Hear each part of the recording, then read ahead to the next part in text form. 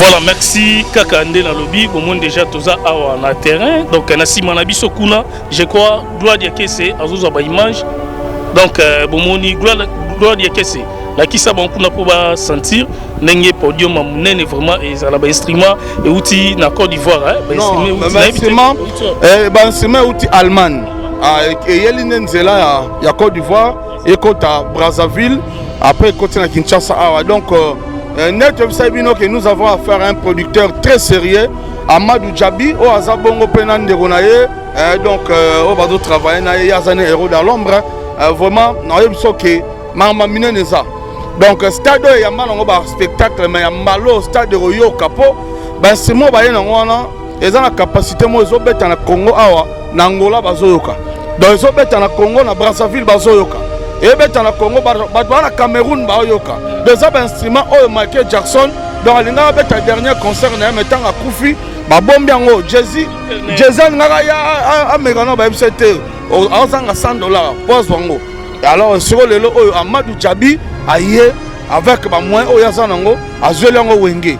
Il y a un moment américain, tu sais que les Américains, il y a donc un ingénieur américain, déjà, à disposition aux ala.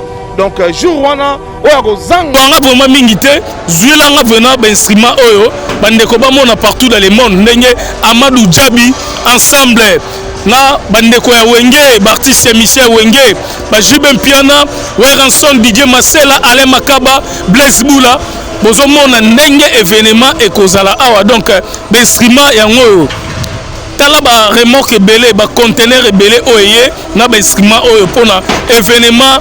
Il y a le 30 juin, il y a Wenge Musique à 4x4.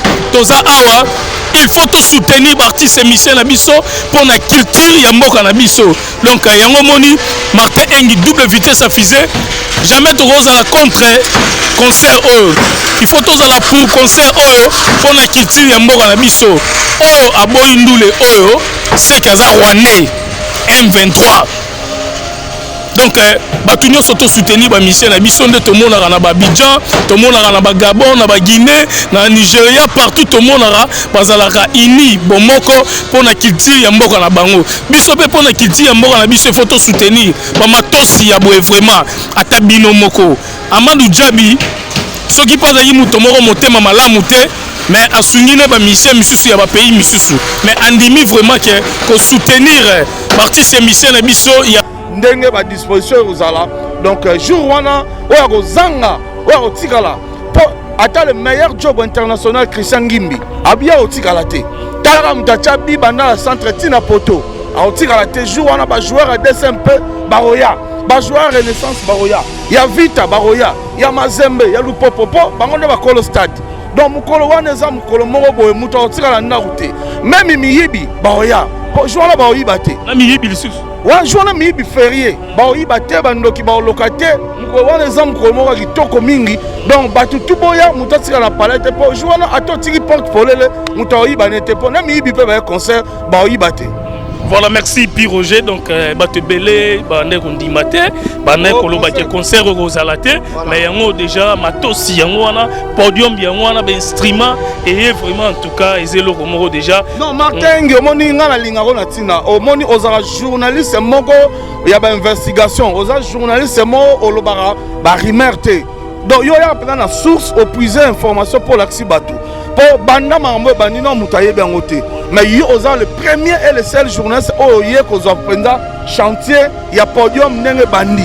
Donc pour la sabato, on a tembeke oh concert Rosalate, concert Zate, voilà podium yangwana, bino bomona, esika ba bafle Rosala partout.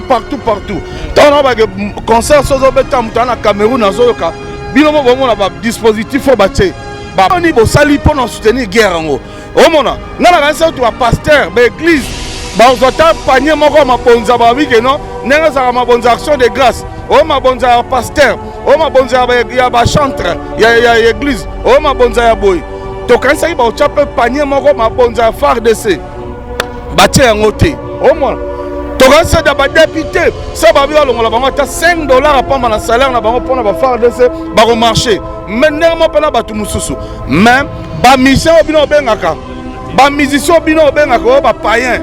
Oh bino bolingaka te mais ba musicien ba bimbongo na biso oyo kokota na concert Stade des Martyrs mutoki na biso tokabolango na ba FARDC 40% ekokende mpona ba FARDC likanisa boye eza likanisa black te yango moni basa ba FARDC bango bakoti likambo yango mpo bamonaki bamama mobe bayaki wana nde sika baya olobo bango bamama soki ya ndenge nini basi ya ba FARDC bango moko balobi biso mo toye concert wana mpo le concert ezosila tozwa mbongo na biso tookende nango omona. Monsa Musique et Prince présente le concert de l'histoire, le show de la réunification. Wenge Musica 4x4 BCBG, 25 ans après, ils seront tous là. Le 30 juin 2022 au Stade des Martyrs à Kinshasa, venez vivre le show de l'année avec les anges adorables. Wenge Musica 4x4 BCBG, Yabiso Wenge. Prix 5 000 francs congolais. Ouverture des portes à 10h. Infoline 09 00 11 51 16. Une production Monsa Musique.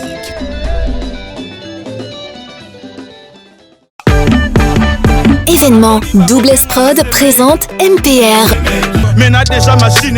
Numéro 1 de la musique urbaine en République démocratique du Congo. En concert à la Cigale de Paris le vendredi 8 juillet 2022. MPR se produira sur scène pour la toute première fois en Europe. Une seule date à retenir, le vendredi 8 juillet 2022 à partir de 19h. Le duo congolais vous promet un spectacle haut en couleur, à ne surtout pas manquer. La billetterie est d'ores et déjà ouverte et disponible dans tous les points de vente habituels. Pour plus d'informations, contacte doubles-s.prod12@gmail.com.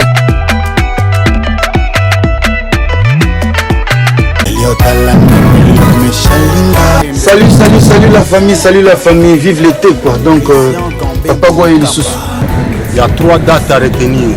Le 11 juin événement à Bolit na Lyon. Le 11 juin na Lyon. Fini mon frère donc bana Lyon, bana Saint-Étienne, bana Chambéry, bana il y a partout boya Béni, il y a Suisse boya le 11 juin événement à Bolit. Le 9 juillet. Venez, on va faire la fête ensemble. On va chanter des chansons comme Célio, Boubomé, Elanga, Affection Moutakala, Elanga, Affection Moutakala. Avec nos dogo Abaramba toujours. Et Soleil Wanga qui va m'brand du papa de Boudina. La équipe nous m'a donné ta part. La sœur de tout, va tailler dans un âme, tous ensemble.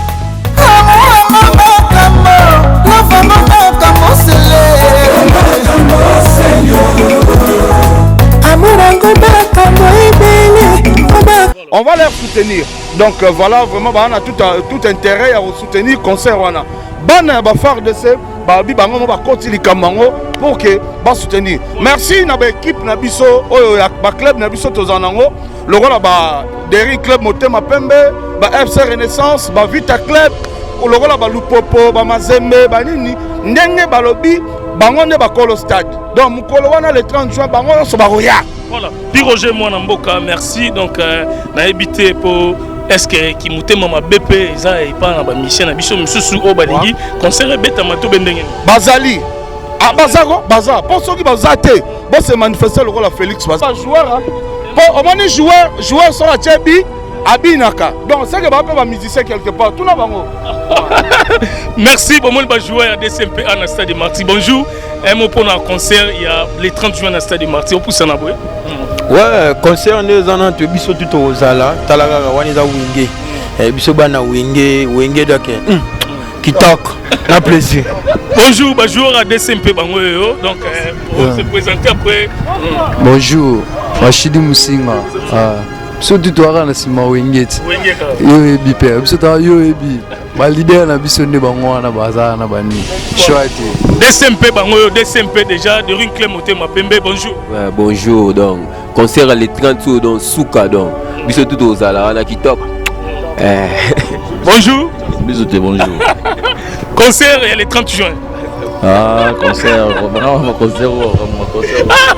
Merci. Merci vraiment. Donc, Elenga Congo TV, tous ensemble, beaucoup compris.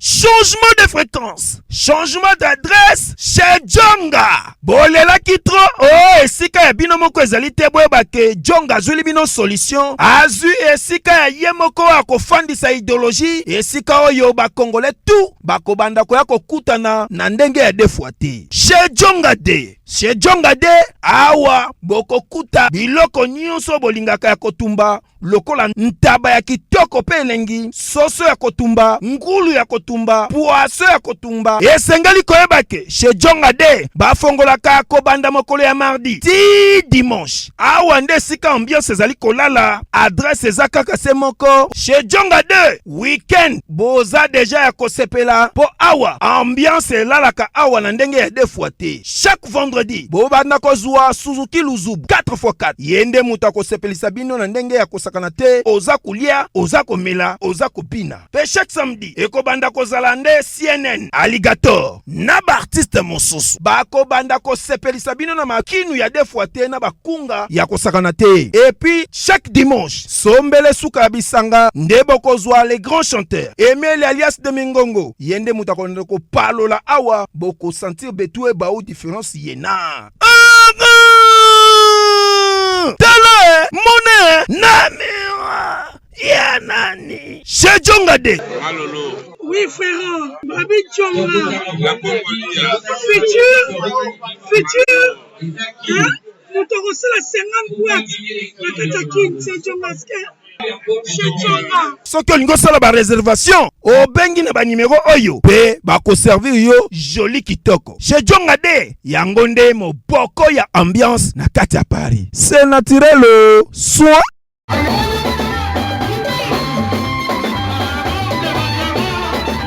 L'église Source du Salut et JC Ministry organise un grand séminaire samedi 12 juillet au dimanche 3 juillet. Cet événement se tiendra dans la salle Birmingham Event de 14h30 à 20h.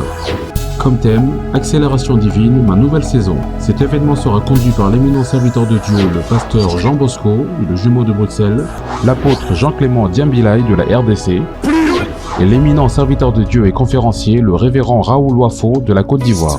Pendant ces 2 jours de séminaire, nous serons bénis pour la louange et adoration qui sera donnée par nos worship leaders, la sœur Sandra Mbouyi, l'évangéliste Thomas Lecoffé, Jonathan Gambela, Fiston Mbouyi, Jonathan Matanda, Lydine Tsea et la JKGD and Family. C'est une nouvelle saison qui commence. L'accélération divine, ta nouvelle saison. Na pesi yo 48 ya papi soko tshema kolona na kota kozwanga mabe. Ah! Yozonga te. Ye papi. Bana. Ya papi na olaxo. Ya papi na ya papi ça moi sinon ya papa bala na mbongo ya papi. Ya papa bala na mbongo papi ya kosanga bébé. Chou bébé. Bébé chou. Papi Zandoki.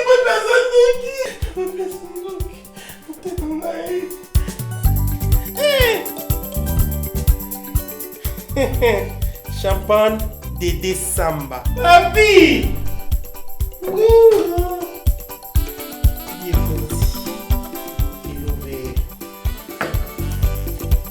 Adieu papi! Et madame.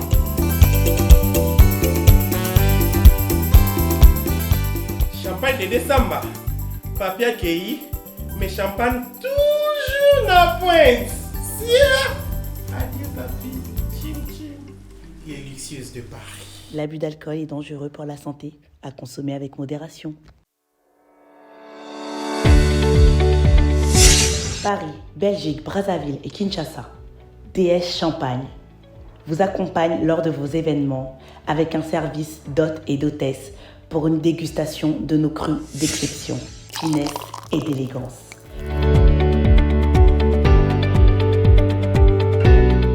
DS Champagne vous propose aussi la vente de ses produits en gros ou au détail. DS Champagne luxueux de Paris, Dédé Samba.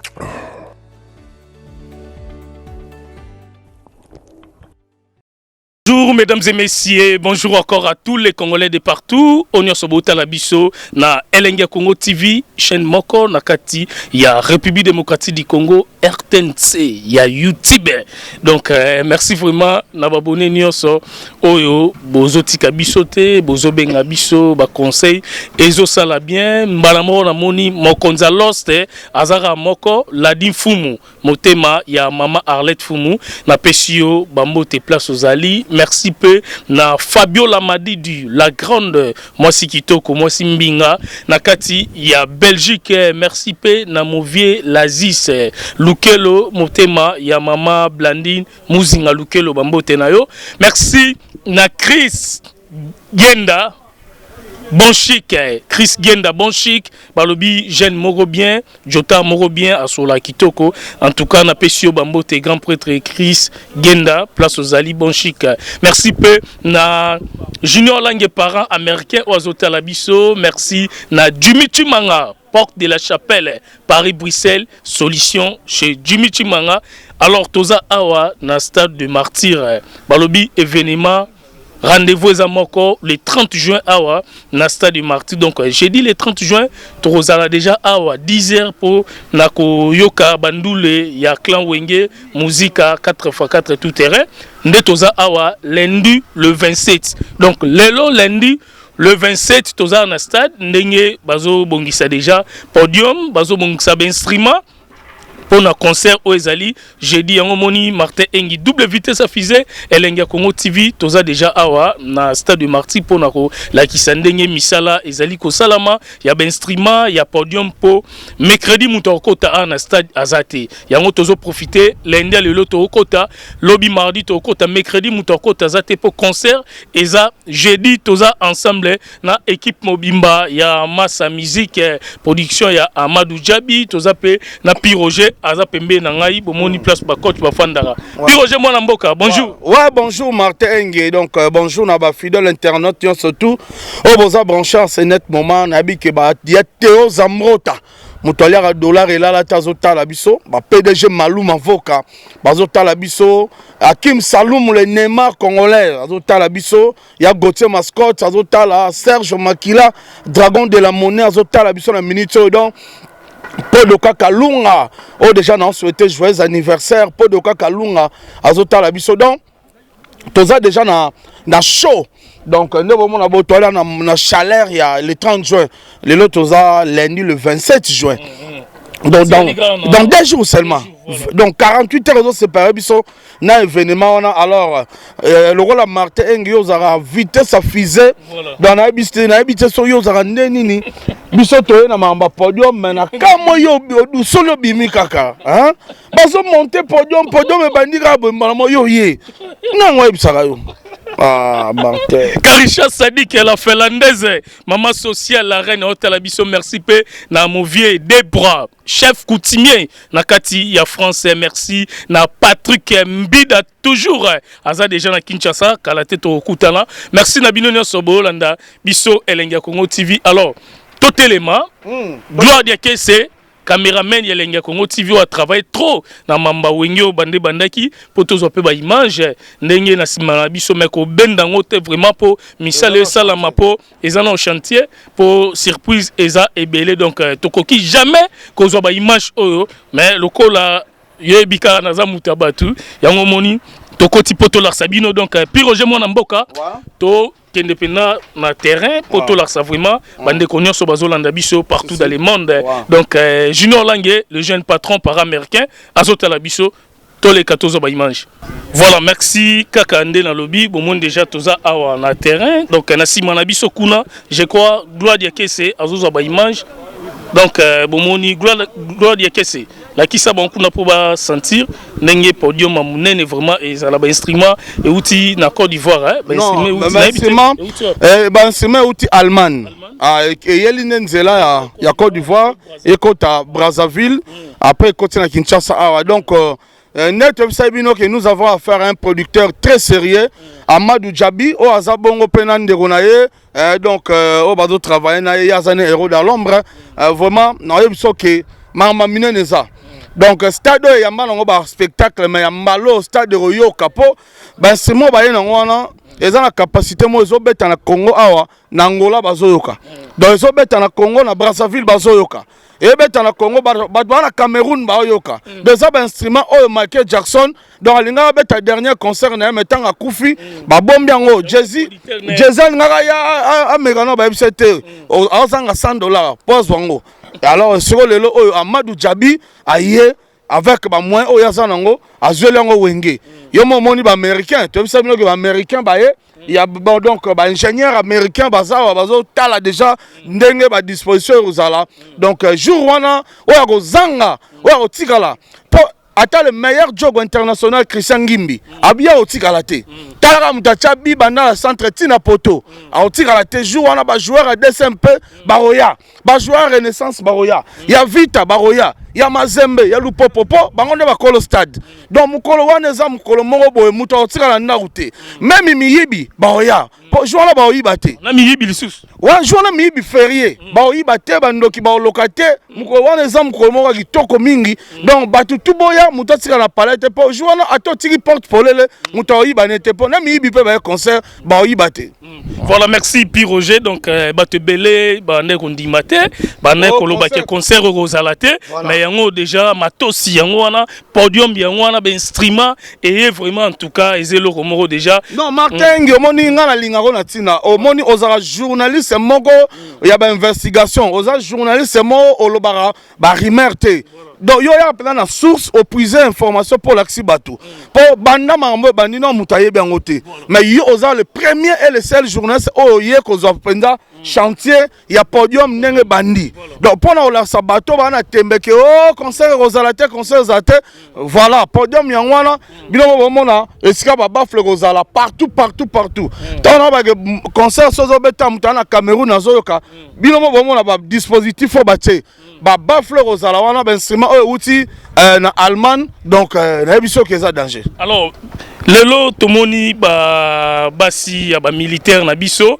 déjà bazo sangana tozo pe ba image to kezo ba image na bango bazo sangana déjà pour na ko soutenir pour na le 30 juin ezali fête munene ya mboka na biso po tomona pe déjà organisation zo salama na ndenge pe ya gouvernement pour na mboka ekende bien mais basi ya basoda ba sepel nelo mo likanisi ya Amadou Djabi ya 40% pour ba soutenir pe œuvre pour le 30 juin pour na bandeko na bango to bambal na bango bazo bunda pour na mboka na biso wera sona yemba tolingana tosalisana tozali bato bekolo moko yawe atinda biso tolingana yawe pesa limbisani bango président Jibempia na yembi Daïda, Jésus avant kufatikela kibiso, liteya c'est moko l'amour donc pour dire que Jésus ava kufa atigela biso elo mususu te amour. Amour ezali lorsque yo zana mo loko kanisa pe bandeko mususu. Tala lelo yo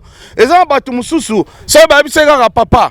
Kende guerre au monde ndé muto banda pambela ngo nom de Jésus au nom de Jésus. Po alingo bundate. O comprend. Moi si mususu soki ba amoni mobile na do sala courant. Alingi ayamba moi mobile na tika ki olenga. Mais tala bandeko na biso ba soda ba FARDC ba kei guerre ba ke ko beta monguna po ba bengana libanda mboka na biso po na ko batela mboka batiki basi batiki ba problème basi musu batiki na bazemi bana musu ba problème ba scolarité mambo belebele yango wana il faut to aider bango bato ba oleka na TV ba ko guerre za na mboka o concert betate et lo nini bino bo pesi pona ko soutenir guerre ngo. Et là, on est sali pour nous soutenir guerre. Au moment, nous avons un pasteur, une église, nous avons un panier, nous avons un bonne action de grâce. Nous avons un pasteur, nous avons un chantre, il y a une église, nous avons un bon boy. Donc, quand ça y est, nous avons un panier, nous avons un bon FARDC. Bâtir un côté. Au moins. C'est des députés. Ça va bien longuement. On a $5 à prendre dans salaire. On a pour na faire de ce marché. Mais néanmoins pas na batu mususu. Mais ba mission bino bengaka. Ba musicien bino bengaka ba païen. O bino bolingaraté. Mais ba musicien ba bimbongo na biso. O ko kota na concert Stade des Martyrs. Mutoki na biso. Toka bolongo na ba faire de ce. 40% erokende pour na ba faire de ce. Likanisa boy. Ezali kensa black te yango moni basa ba FARDC bango ba koti likambango po ba mona ba mama mo be ba yaki wana ndesika ba ya olobo ba mama soki andenge ni basi ya ba FARDC bango mo ba bibiso moto to yé concert wana po mon leur concert aussi là to zambongo na biso to okene nango o mona on va leur soutenir donc voilà vraiment ba on a tout intérêt à soutenir concert wana bana ba FARDC ba bi bango mo ba koti likambango pour que ba soutenir merci na ba équipe na biso oyo ba club na biso to zanango lokola ba Deri club Motema Pembe ba FC Renaissance ba Vita club lokola ba Lupopo ba Mazembe ba nini ndenge balobi bango nde bakolo stade donc mukolo wana le 30 juin bango so ba roya voilà Roger Mwana Mboka merci donc na éviter pour est-ce que qui mutema ma BP ça et pas na ba mission na biso misusu o balingi concert beta mato bendenge bazali bazako baza pour ceux qui bazate bon se manifester le rôle Félix Bazé quoi au moment présent Félix Bazé quoi n'enga mi l'accès que il est pour le concert bon se manifester ba tout bon vendre kimia bon reverser parce que musicien il n'a pas combattre musicien mais lorsqu'on combat les musiciens quelques musiciens vont vendre kimia bon peut sa position on comprend il y a le roi de la forêt loba ki boy on y a surtout à muta tension on a mutu en keto on a surtout à mutu hypertension au événement le 30 juin abimamboka abimamboka l'air ngo po mukolo wana okoko mona marambutse po joana bana wenge ba ko ningisa Kinshasa bana wenge ba ko bouger Afrique jour wana le 30 juin et on ba oyeba ke non musique euta na Congo Roger Mwana Mboka ndeko na yo donc au beau travail musala moko Mosaka otalaki vidéo na e alobi aza menacé na ebité ba propos na makambo lobaki aza menacé pour un concert à Wenge nera lobaki selon Mosaka ke batu musu bazana besoin concert aussi mbate bazo lukabwe est-ce que na ebité tant otala yi vidéo Mosaka salaki yo esali ondenge nini d'abord on a soutenir Mosaka ko banga te nous tozana mboka moko état de droit tozoloba we poto liboso podium tozana mboka moko état de droit donc Mosaka ma musique et suka na musique nanga olobaka chrétien mutute biso to chrétien naka so ba chrétien na TV répondre pe na TV so moni mutamo kimana ko tindela bato ba soda eza déjà faiblesse on comprendra eza déjà faiblesse donc là ça que mutuana donc aleli donc Mosaka makasi Blanchard Mosaka obeti bango na maloba bango bazo luka na ndenge mo boy alors Mosaka je te dis courage ba kokote oza wenge bana wenge nyonso bo telema na bike wenge toza partout wenge toza tina kati ya justice wenge toza tina ba soda wenge toza partout mais to lobi te que Mosaka sala mabe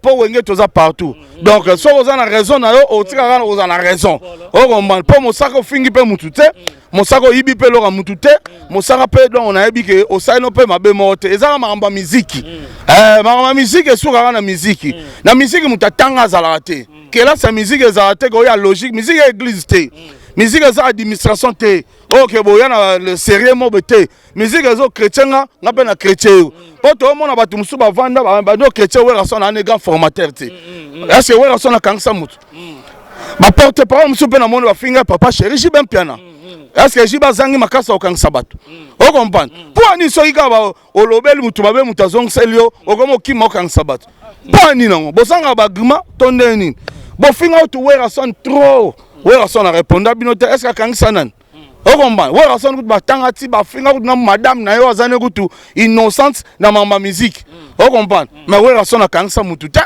et pourquoi bino bozo lukaka bo kangsa musaka nyonso tuka bo kotaka na événement pour ça na bango za ba kotaka événement ba distraire événement le roi ba meki ba bezi nyonso tu ba kokite o komba ba meki o ba bezi nyonso tu kokite ba bino ba kansa musaka pour sangwe kendeke ba kansa musaka est-ce que musaka na vocal na kati ya concert moto batalinga chalo kolona yeme sali oyo kaka rendez-vous eza moko le 8 juillet à Savigny les Temples.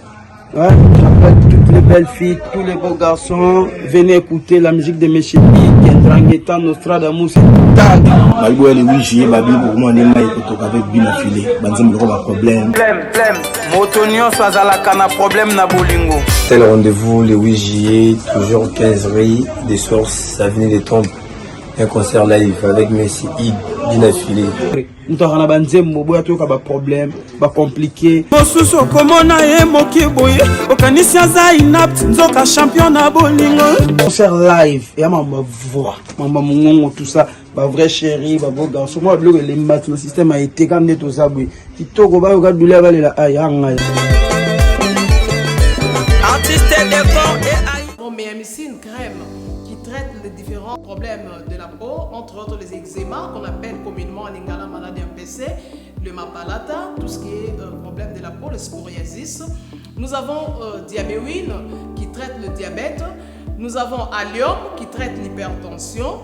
Nous avons la crème Borex pour rallonger et puis donner le volume au trésor familial ou à l'organe masculin. Et puis nous avons Menga qui traite les différentes formes d'anémie. Et enfin, nous avons Dr Maxon qui est une tisane qui traite... Papa, maman, assurance, la vie, c'est très nécessaire. Il y a mis tout cas, il y a Banda, il y a Ban, il y a l'école, partout. Il y a entreprise. Il m'a mis à Zawana. Et ma mère fondation Lisalisi donc on a bena mimichikeva na sera ba voiture na tout na ndako mutuel tout et pas fondation mère Lisalisi nous a awa fondation Lisalisi et ma mère assurance ya kitoko bakamunyoso assurance ya marseille na biso bakamunyoso en tout cas il faut ya awa pour s'inscrire rapidement et pour maman oyo nyoso akomi batela tata kobatela ye tala emameya na fondation Lisalisi na ye bayeli susu kosalisa bino na oyo babengi Lisalisi assurance assurance auto ezali assurance rapatriement ezali tala yo moto ozali na motuka yo moto ozali na posa ozonga mboka na yo esika motulu na yo ezali kangama na Lisalisi assurance nazosenga na bandeko bino surtout boya koassire awa na fondation Emamea Lisalisi. Pour présenter Lisalisi Solutions qui est une entité qui m'a beaucoup aidé dans mes services particuliers pour les véhicules et dans mes services professionnels pour mes commerces et ce qui s'ensuit même jusqu'à l'application. Je vous le conseille vraiment parce que j'ai tous les contrats à jour. Tout est fonctionnel, tout fonctionne bien, et tant sur l'assistance que tous les autres services. J'ai eu beaucoup de mal à souscrire dans beaucoup de compagnies, mais Monsieur Solution Lisalisi m'a trouvé la solution. Dans la solution ici a plusieurs services. Permis de conduire étranger, permis de conduire congolais, Donc, toi qui as besoin du permis de conduire, n'hésite pas à contacter Fondation Lissal ici. Rapatriement du corps au pays, vous savez, nous mourrons comme... Voilà, vous savez, on ne connaît pas l'heure ni le jour. Lissal ici Assurance. C'est mon grand de toujours. Moi, je suis de la Guinée-Conakry et puis il est là pour tout le monde, pour tous les Africains, pas que pour les Congolais, les Guinéens, les Maliens ou les Ivoiriens. Il est là pour tout le monde. Moi, je vous présente le contrat de mon assurance. C'est ma 4e voiture. L'assurance, c'est la fondation Lissal ici. Les musiciens, tout le monde a la bête, ça va la mais vous avez deuxième fois avec Héritier Wakanda de bientôt la Turquie grâce à la fondation Lissal ici. Ça fait plusieurs années. Donc, à propos de toutes mes voitures, les enfants, les habitations des enfants, ma maison, tout ça, je suis assuré sur Fondation Lissal ici. J'invite toute la communauté congolaise de pouvoir venir s'assurer chez Emamea, Fondation Lissal ici.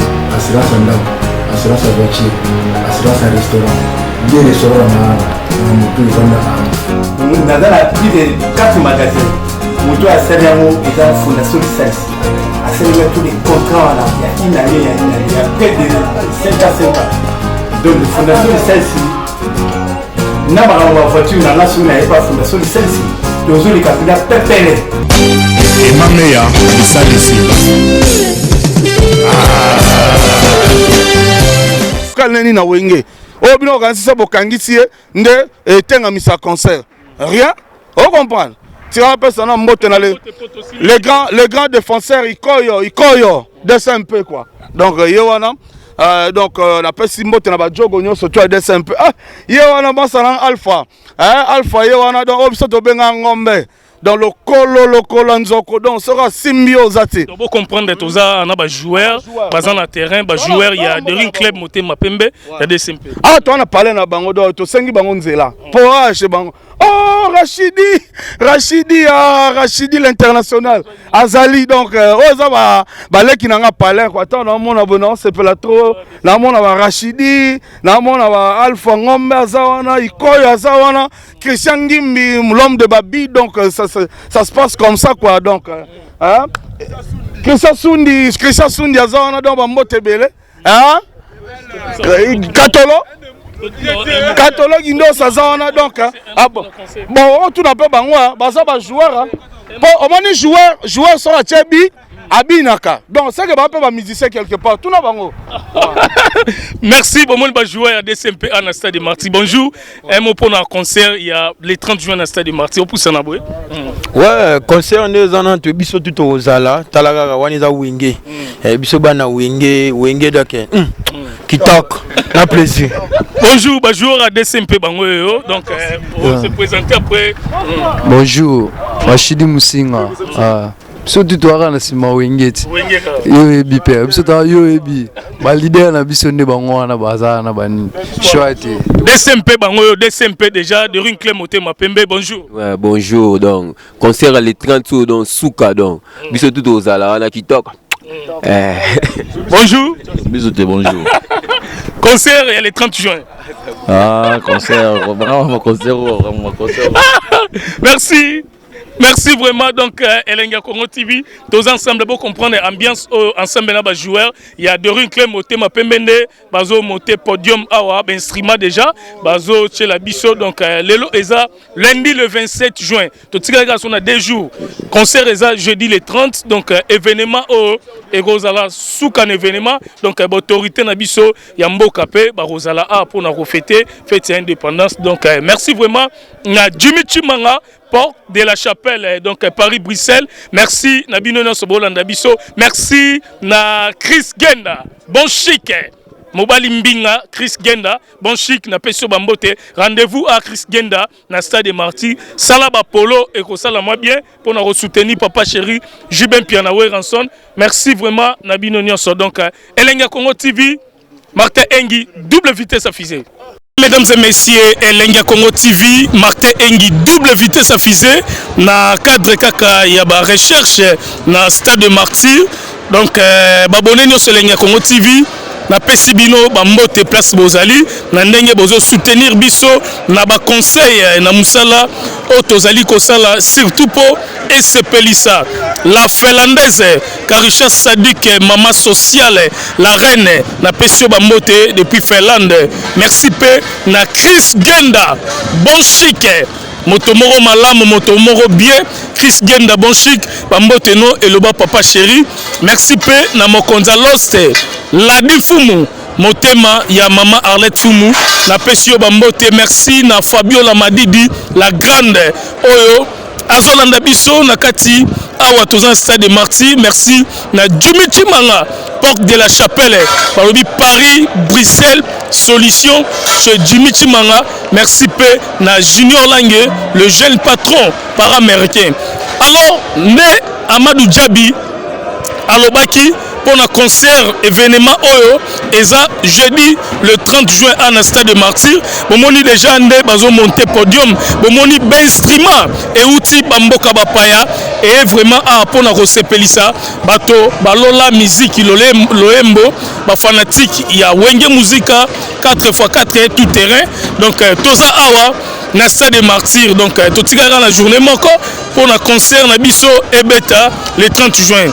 Bongo bandeko na biso wenge balobi bako soutenir ba femme ya ba militaire pour na recette ekokota 40% bako pesa yango pour na bandeko na biso o bazali ko bunda pour na mboka na biso ba soda na biso bitumba oyo ezali na ese. Alors tout pour ça naga kozwanga vraiment mingi te zuelanga venant ba instrument oyo bandeko ba mona partout dans le monde ndenge Amadou Djabi ensemble na bandeko ya wenge Bartiste Michel wenge ba Jiben Piana Weranson Didier Masela Alain Makaba Blaise Boula bozo mona ndenge événement ekozala awa. Donc l'instrument yango tala ba remorque ebele ba conteneur ebele oyé na ba instrument oyo pona événement il y a le 30 juin il y a wenge musique à 4x4 toza awa.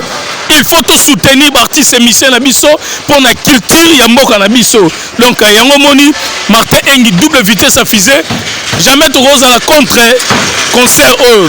Il faut tous à la pour concert oyo pour la culture ya mboka Nabiso. Oyo aboyi ndule oyo c'est kaza Rwandais M23. Donc batu nyonso to soutenir ba mission na biso nde to mona na ba Abidjan, to mona na ba Gabon, na ba Guinée, na Nigeria, partout to mona bazalaka ini bomoko pour na culture ya mboka na bango. Biso pe pour na culture ya mboka na biso faut to soutenir ba matosi ya boye vraiment ata bino moko.